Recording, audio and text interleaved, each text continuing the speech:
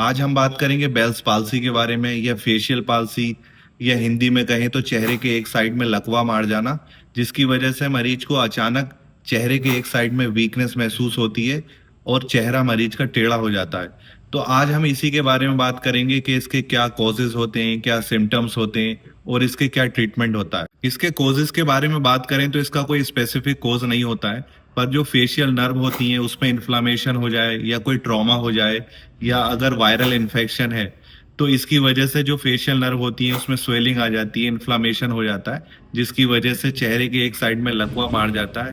अब अगर किसी को बेल्स पाल्सी हो जाए तो इसमें क्या सिम्टम दिखाई देंगे? चेहरे के एक साइड में उसको वीकनेस महसूस होगी, ड्रूपिंग आई ब्रो, ड्रूपिंग आईलिड, जो हमारी आंख है और जो हमारी आईलिड है, आईब्रो है, उस एरिया में वीकनेस हो जाएगी, मरीज की आंख खुली रह जाएगी, उसको बंद करने में परेशानी होगी, वो कंप्लीटली अपनी आंख को बंद नहीं कर पाएगा। दूसरा, drooping corner of the mouth, मतलब पेशेंट का जो मुंह है वो एक तरफ टेढ़ा हो जाएगा। अगर वो कुछ खाएगा या चबाएगा या कुछ पीने की कोशिश करेगा तो वो एक तरफ से गिर जाता है, तो उसमें पेशेंट को परेशानी महसूस होती है। लॉस ऑफ टेस्ट, अगर पेशेंट कुछ खाएगा तो उसको उसका टेस्ट समझ में नहीं आएगा।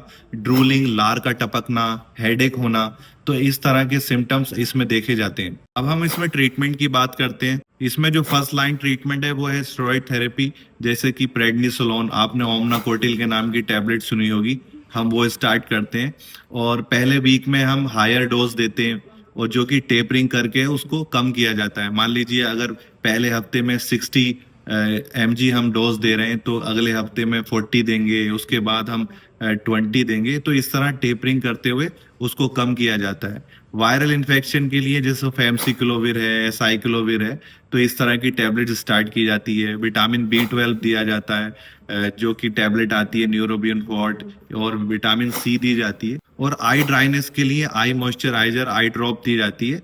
इसकी प्रॉपर रिकवरी में लगभग 6 महीने का वक्त लग जाता है। जब हम ट्रीटमेंट स्टार्ट कर देते हैं तो शुरू के कुछ हफ्ते में ही इम्प्रूवमेंट आना शुरू हो जाता है और इसके साथ साथ कुछ एक्सरसाइजेज भी की जाती हैं। तो इस तरह से हम इसका कंप्लीट ट्रीटमेंट करते हैं।